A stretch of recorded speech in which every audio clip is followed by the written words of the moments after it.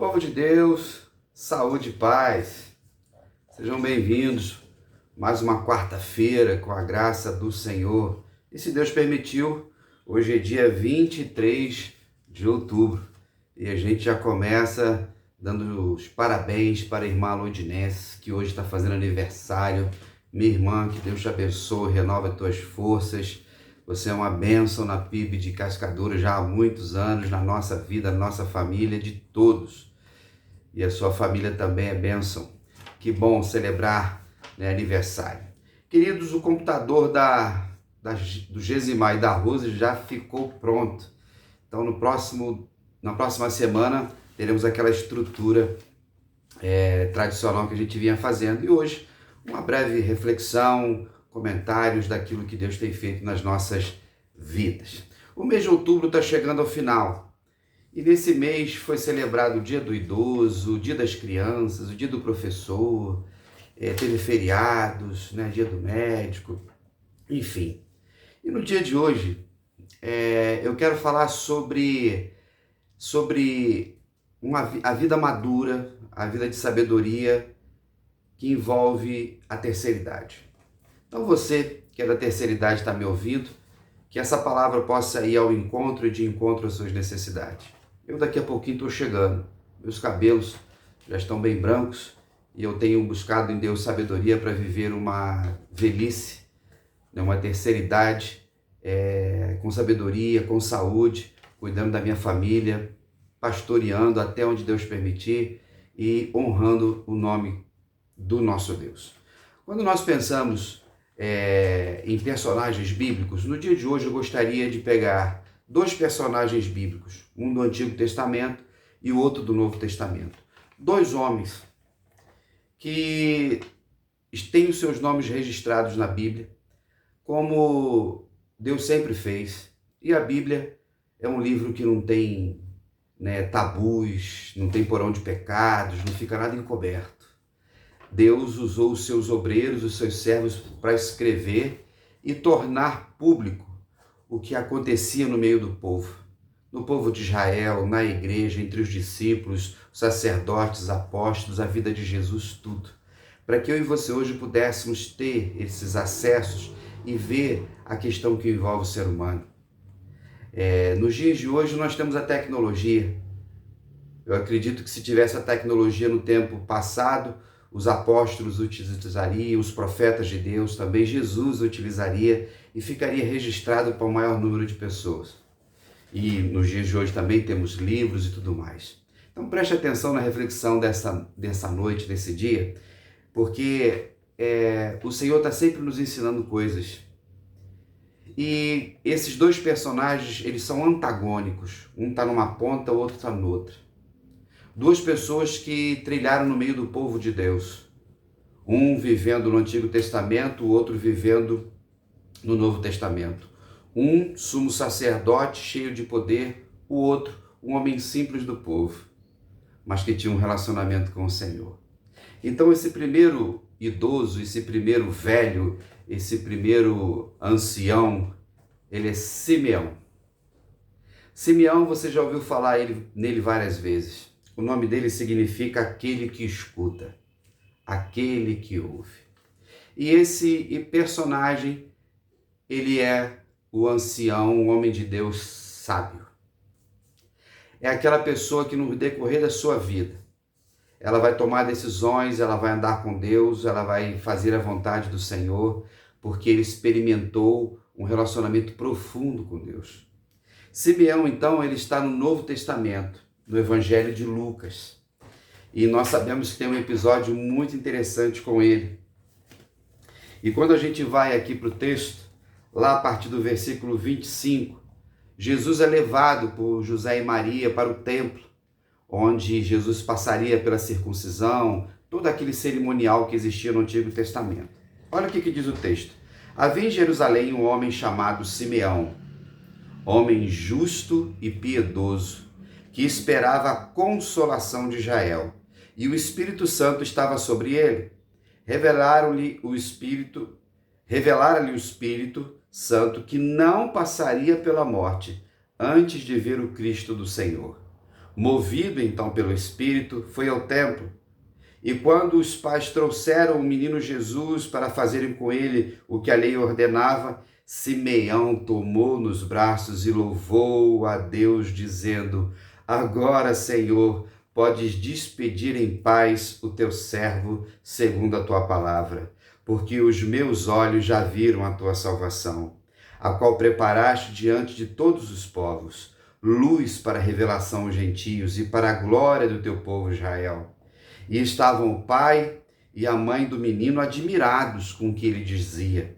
Simeão, então, os abençoou e disse a Maria, mãe do menino: Eis que este menino está destinado tanto para a ruína, como para levantamento ou ascensão de muitos em Israel, e para ser alvo de contradição. Também uma espada transpassará a tua alma, no caso a alma de Maria. E Jesus traria a contradição para que se manifestem os pensamentos de muitos corações. Amém?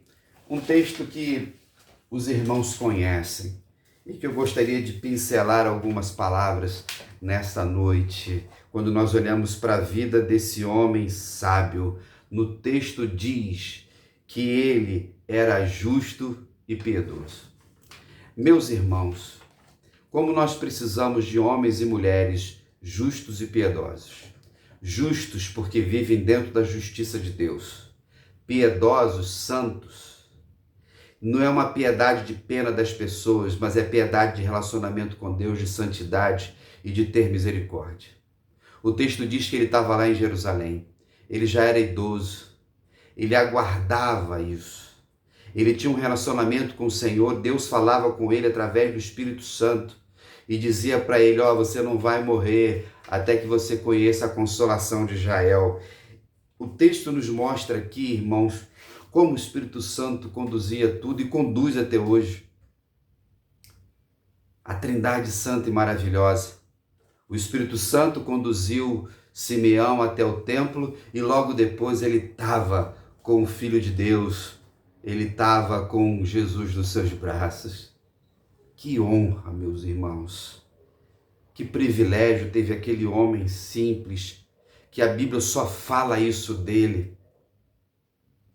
Não diz que ele tinha nenhuma ascensão, que ele era rico, que ele tinha alguma função, algum cargo. E sobre ele tinha uma promessa de ver o Cristo. Assim como sobre nós tem promessas de Deus, que se cumprem todos os dias de nossas vidas. Então, nesse momento em que você está me ouvindo, tem promessas de Deus para a sua vida, mas você tem que viver de forma justa e piedosa. E se você for um justo ou um piedoso, todas essas promessas vão se cumprir nos tempos oportunos. E Simeão esperou a vida dele toda por esse tempo. Aleluia por isso. Aguarde o tempo de Deus. Aguarde e seja dirigido pelo Espírito Santo de Deus, para que em todo tempo nós possamos ver as promessas que se cumprirem em nós e, mais do que tudo, a presença de Jesus em nossa vida. O texto vai dizer que na hora que ele faz esse cântico, é um dos cânticos que existe aqui no capítulo 2 de Lucas,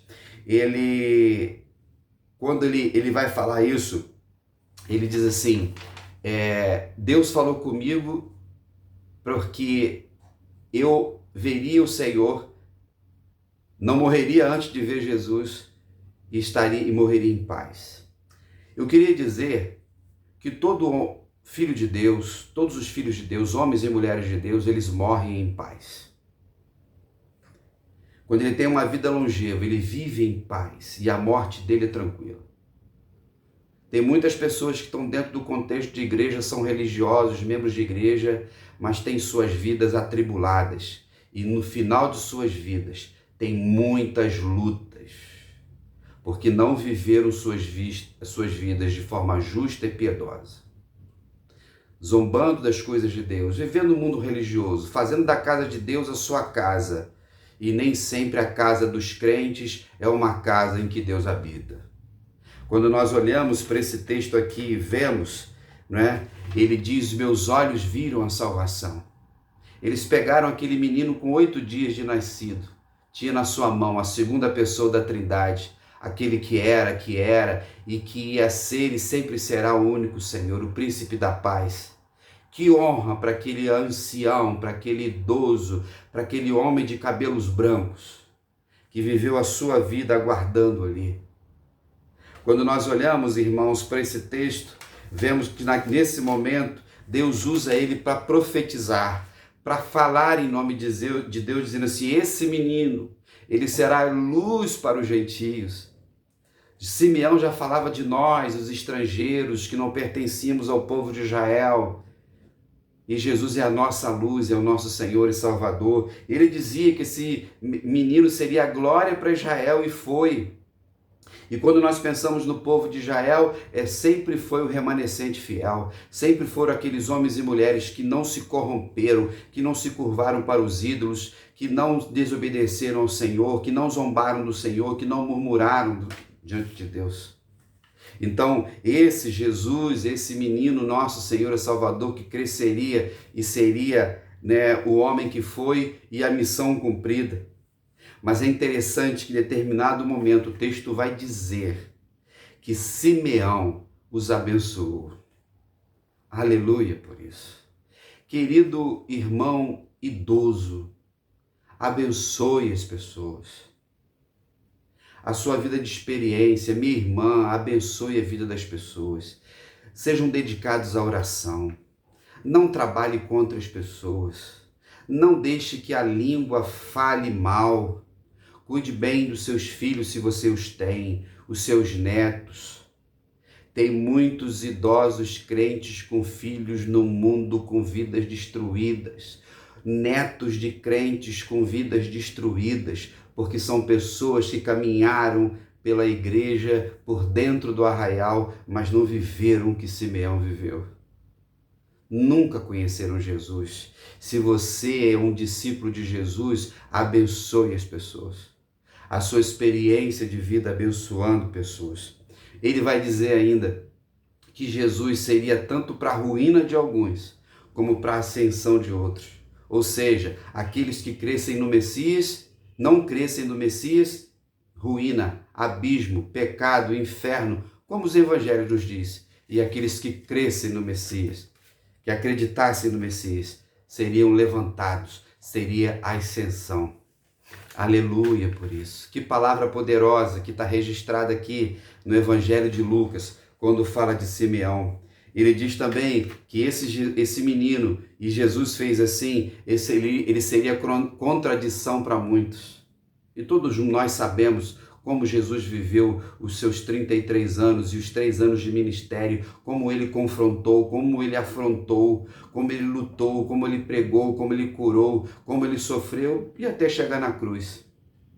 Mas no dia de hoje eu queria agradecer a Deus pela vida de Simeão e quando chegar no céu, única e exclusivamente pela graça, poder vê-lo e dizer assim: puxa vida, que honra, que privilégio Simeão teve. Que você possa viver esse privilégio, minha irmã, como uma anciã, como uma idosa, dos seus cabelos brancos, ou se você pinta cabelo, minha irmã, você que é idoso, seja exemplo de vida, seja exemplo de cristandade, seja exemplo de oração, porque nós precisamos de vocês. Nossas igrejas estão vivendo uma crise severa, sem jovens e adolescentes, por maus exemplos de idosos religiosos, de uma geração idólatra, de uma geração que criou um monte de bezerros de ouro e PIB de cascadura tinha muitos. Queridos, nessa noite, nesse dia, Simeão nos ensina, pela graça do Senhor, que é possível ter uma vida justa e piedosa. Quando nós vamos para a palavra de Deus, e agora eu vou lá no Velho Testamento, eu queria falar sobre outro idoso, outro ancião, outro velho, um mau exemplo. Uma pessoa que viveu 40 anos liderando o povo de Israel, vivia no tabernáculo lá em Siló, era responsável pelo funcionamento de tudo. Apesar de saber de todo o funcionamento do sacerdócio, não conhecia o Deus Todo-Poderoso. O nome dele é Eli. sumo sacerdote Eli, o que representa a corrupção no sacerdócio que tanto aconteceu no povo de Israel. No entanto, não importa quantos anos as pessoas possam ficar dentro dos arraiais, dentro da casa de Deus, vai chegar o momento que Deus vai puxar a linha da pipa. Lembra que eu sempre falo isso? Deus vai dando corda, Deus vai alertando, Deus vai exortando. Só que como eles não são convertidos, não conhecem Deus, eles vão seguindo por si só a sua vaidade, a sua arrogância, as suas carteiradas, até o momento que o Senhor dá um basta. E quando Deus começa a puxar a linha da pipa, queridos irmãos e amigos, a situação fica difícil. E aí a gente vai dar um pulinho aqui no livro 1 Samuel, né, quando nós encontramos aqui, né, Samuel chegando no tabernáculo, e quando a gente olha para Eli, nós encontramos o que? Um camarada que não educou os seus filhos como deveria, e Hofni e Finés fizeram o que quiseram dentro da casa do Senhor. Determinado momento, né, quando Deus está levantando Samuel, e para você entender que na economia de Deus, o tempo estabelecido por ele vai permitindo que alguns corruptos fiquem no ambiente, ele está preparando uma outra geração.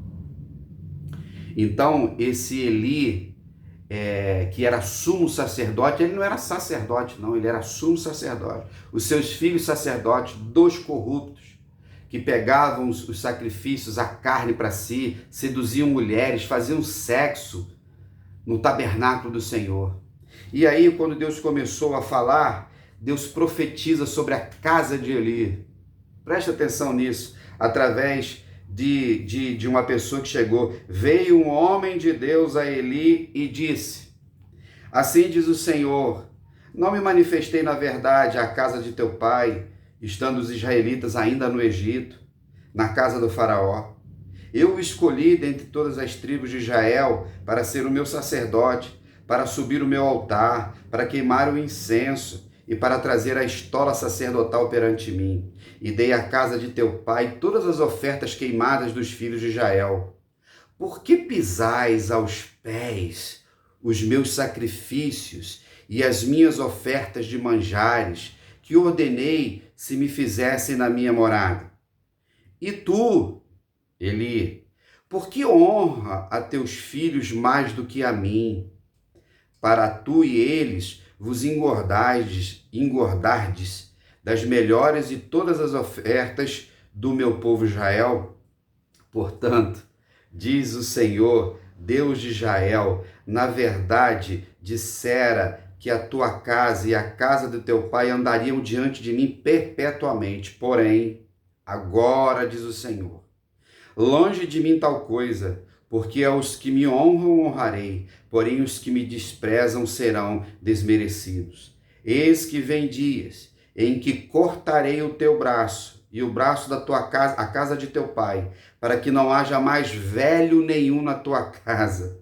Irmãos, palavra de Deus, e verás o aperto da morada de Deus, e há um tempo com o bem que fará Israel, e jamais haverá um velho em tua casa, um idoso em tua casa, um ancião em tua casa. O homem, porém, da tua linhagem, a quem eu não afastar do meu altar, será para te consumir os olhos e para te entristecer a alma, e todos os teus descendentes, a tua casa, morrerão na flor da idade. Ser-te-ás por sinal o que sobrevirá a teus dois filhos, a Hofni e Finéias, ambos morrerão no mesmo dia. Então suscitarei para mim um sacerdote fiel, que já era Samuel, que procederá segundo o que tenho no coração e na mente. Edificar-lhe-ei uma casa estável e andará diante de mim o meu ungido para sempre. E já olhando para Jesus, será que todo aquele que restar da tua casa virá inclinar-se diante dele, para obter uma moeda de prata e um bocado de pão, e dirá: rogo-te que me admitas a alguns dos cargos sacerdotais, para ter um pedaço de pão. Meus irmãos, esse texto é poderoso demais, ele é misterioso demais e ele é terrível. Ninguém zomba de Deus. Então, Eli era da casa de Tamar, que era da casa de Arão. Nós encontramos aqui Eli um tolo, um velho tolo, nécio. E Arão também. Arão foi outro, fraco, covarde, irmão de Moisés, viu Deus fazer tudo. Mas depois, quando o povo estava lá embaixo, Moisés estava demorando, faz um bezerro de ouro. Aí vai lá e fez. Terminou mal. Seus filhos corruptos também, Nadab e Abiú. Miriam, outra. Os dois quiseram dar uma pernada em Moisés. Miriam com lepra. E termina a história dela dizendo assim, e Miriam teve lepra. Ninguém zomba das coisas de Deus e daqueles que Deus usa para pregar a palavra dele, para viver a palavra dele. Irmãos, o tempo vai passando e ele não faz nada, até o momento que ele fala, então, usa esse homem. E Samuel estava sendo preparado. Ele era um homem que estava ali no tabernáculo, mas ele não teve sensibilidade, sabedoria. Quando Ana, mãe de Samuel, subiu lá ao tabernáculo para ofertar ao Senhor, chorando porque não podia ter filho. Enquanto ela chorava e balbuciava, ele foi lá criticá-la. Ô, sua bêbada! E ela humildemente, não, estou orando ao meu Senhor. Estou pedindo a Deus que me dê um filho. Assim são as pessoas, esses Elis da vida, que estão dentro de nossas igrejas, só medindo a vida das pessoas, criticando, querendo destruir a vida das pessoas. E muitas vezes esquecem da sua casa. Quantos você conhece, meu irmão, minha irmã, de gente dentro da igreja que gosta de tomar conta da vida dos outros? O tempo vai passando, vai passando. Quantos Elis, pastores, diáconos e tantas outras pessoas dentro da igreja que não conhecem Deus, apesar de ter todo o discurso, e desprezam Deus, pisam no sacrifício, como o texto falou. Quando nós olhamos para a vida de Eli, nós vamos perceber que lá no final da vida dele, teve a profecia. E na luta do povo de Israel contra os filisteus, eles foram para uma batalha. Chegou lá, 4.000 homens morreram. Aí volta a galera correndo, pega a Arca da Aliança para que o Senhor vá conosco. A Arca da Aliança era um símbolo da presença de Deus, mas não era ídolo, não era amuleto, mas Deus permitiu. E um pouco antes lá, sobre Hofni e Finéias, Deus falou assim, deixa eles, porque eu quero os matar. A arca foi, Hofni e Finéias lideravam, eram sacerdotes, o texto diz que eles morreram.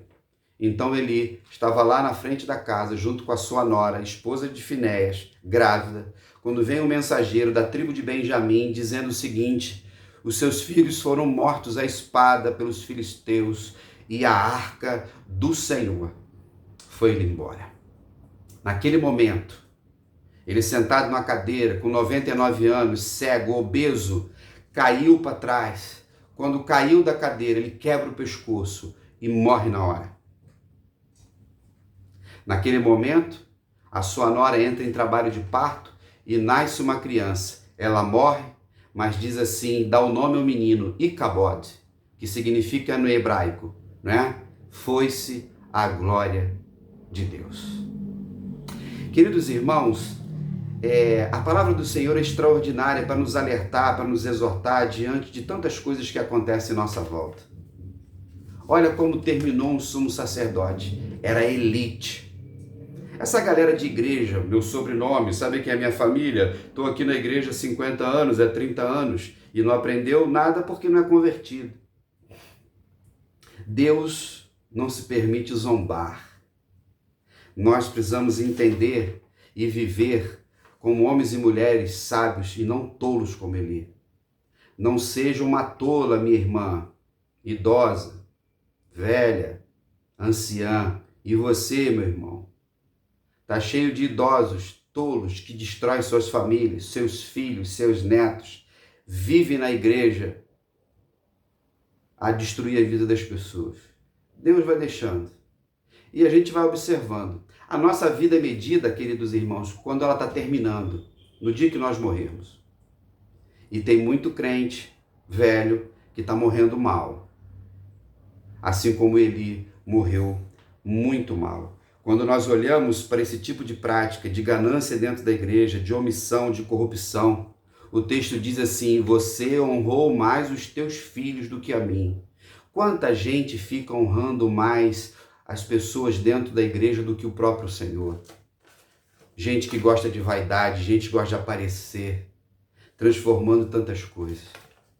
Quando eu olho para a história da igreja, das nossas igrejas, esses anos todos como batista, dentro dessa convenção, e já quase chegando a 9 anos na PIB de Cascadura, nossa, quantos Elis estão por aí nas nossas comunidades de fé. No entanto, Deus é aquele que cuida de todas as coisas e cuida dos seus filhos. Terminando a reflexão desta noite ou desse dia, queria dizer para você que é membro ativo desta igreja, da PIB de Cascadura, que é nosso amigo, que participa, saber que Deus em todo tempo cuida da sua igreja. Muitas pessoas vão passando pelas igrejas fazendo o que querem e achando que Deus não está vendo. Mas chega um momento que a coisa muda. Eu cheguei em Cascadura em 2016. Já sabia qual igreja eu ia encontrar, que eu ia encontrar. Todas as coisas estavam a resolver. E sabia que no decorrer do tempo a gente ia ter muitas lutas, por causa desses Elis que estavam lá. Diante de tantos desafios, Deus foi revelando os porões de pecado, os pecados que estavam ali, os Rofinis e Finéias que faziam o que queriam. Eu nunca imaginei que tanta coisa eu veria na PIB de Cascadura, que graças a Deus há 3 anos foi liberta desse jugo farisaico. Mas tem custo, né? O inimigo se levanta quando você vive na justiça e faz aquilo que é certo, quando você não é omisso. Mas quando nós olhamos para todas essas coisas, nós agradecemos ao Senhor. E hoje eu compartilho com você uma vitória da igreja de Cascadura, diante de tantos cenários. Como você sabe, um grupo de pessoas tentou dar um golpe na PIB de Cascadura há 3 anos. Esse golpe caiu por terra, porque Deus não abençoa pecado. E a PIB de Cascadura continua firme com a sua membresia, seguindo firme, fazendo a vontade do Senhor.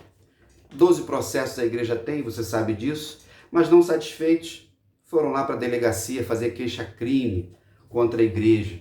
Só que na delegacia você não faz queixa-crime contra o CNPJ, você faz com as pessoas responsáveis. E lá, eu como presidente e a Milena, que é a segunda secretária, minha filha, fomos para a delegacia, acusados de sermos criminosos, a igreja de criminosos. Quem fez isso então foi quem? Dercide Pinto, um idoso que ficou tantos anos naquela igreja e era um Eli que tinha lá, não aprendeu nada da vida. Foi na delegacia, fez várias acusações. Deus é tão bom, irmãos, que nós não ficamos sabendo desse processo criminal. O Ministério Público arquivou, cheio de erros, depois fizeram apelação, recebemos uma comunicação, nossa assessoria jurídica respondeu e a juíza Renata Travassos Medina de Macedo deu a vitória para a igreja, definitivo. Aleluia. Louvado seja o nome do Senhor. E aí, estou aqui com um documento que chegou sábado aqui pra gente. Demora muito, né, a questão da justiça. Aí veio aqui uma intimação, né, uma comunicação e tá aqui, né? Foi dada a vitória para a igreja, para a gente, arquivado. E aí Dercide da Silva Pinto foi condenado a pagar R$ 1.108,96 de custas de processo. O que a gente diz sobre isso? Né? Mas Deus revela tudo, Deus vai dando linha na pipa e depois ele puxa. E a gente vai olhando para a história de algumas pessoas, se verdadeiramente evidenciam. Quando eu cheguei em Cascadura, era uma igreja sitiada, tinha os seus donos. Dono de cozinha, dono da Kombi. A nossa Kombi rodava pelo bairro de Cascadura toda fazendo serviço para os outros. A gente ganhava dinheiro em cima da Kombi da igreja. Era dono de coral, era dono de conjunto, era dono da tesouraria, era dono de banco, era dono da janela, era tudo sitiado. Né? Até que Deus mandou o coelho para lá e a bagunça acabou. Tem um custo? Tem um custo. Mas é para vocês guardarem isso no seu coração. Está aqui, registrado publicamente para que a gente lesse. e gravado também para todos nós despertarmos. Eu espero que aqueles que estão processando a igreja, que estão vendo esse vídeo, Deus está dando a oportunidade de vocês abandonarem esses processos, porque a disciplina de Deus virá. Já começou para alguns, para dizer a verdade. Mas a PIB de Cascadura, que é de Jesus, continuará firme no seu processo de pregar que só Jesus Cristo salva. Os religiosos vão para lá e para cá, esperneiam para lá e para cá. Mas aqueles que vivem na verdade, na justiça, continuam fazendo a vontade de Deus. E como diz Jesus lá no Sermão do Monte, bem-aventurados aqueles que são perseguidos por causa da justiça, porque eles serão fartos. Então, no dia de hoje, com esse documento aqui, nós fomos saciados pela justiça de Deus e a justiça dos homens, que honra aqueles que vivem na verdade. Eu louvo a Deus por tudo que Deus tem feito na minha vida, na vida da minha família e na primeira igreja batista de Cascadura, que há 90 anos prega que só Jesus Cristo salva. Ali, nesses 9 décadas, passaram os vários Simeões. Várias Anas que também estão nesse capítulo. Vários homens e mulheres de Deus santos, piedosos, justos, que honraram. Mas lógico, passaram esses Elis, Rofinis e Finéias, gente mentirosa, gente religiosa, que não contribuiu em nada e não deixa legado nenhum espiritual. E assim a gente vai caminhando um dia de cada vez, vivendo na vontade do nosso Deus. Continue orando pela PIB de Cascadura, você que é membro, que coisa boa que estamos vivendo lá nesse tempo, seguindo, crescendo, desenvolvendo para a honra e glória do nosso Deus, e em dezembro celebrando 91 anos de idade. Amém? Lembrando que no próximo domingo, culto, EBD culto, e teremos a escola de líderes, de 14 às 17 horas com o pastor Renato. Vamos estudar o ministério profético do Antigo Testamento. Se organize, vai ter almoço na igreja e assim a gente vai aprendendo, a gente vai experimentando as promessas de Deus. E como é bom servir ao Senhor, como é bom saber que em todo o tempo da nossa história nós temos um Deus que nos conduz em verdade, em amor e justiça. Um grande abraço, fique na paz e até lá. Tchau!